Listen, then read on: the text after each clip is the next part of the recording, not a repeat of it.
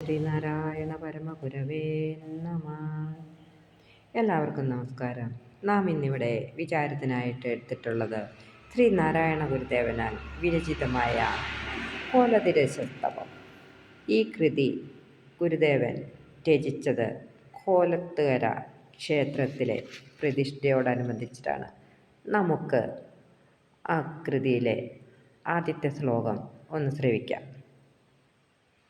കാലാശ്രയമെന്നായണയെന്നോർക്കനുകൂലൻ പാലാശനനധർമ്മിഷ്ഠരിലേറ്റം പ്രതികൂലൻ പാലിക്കണമെന്നെ പരിചോടിന്നു കുളത്തൂർ കോലത്തുകര കോവിലിൽ വാഴും പരമേശൻ.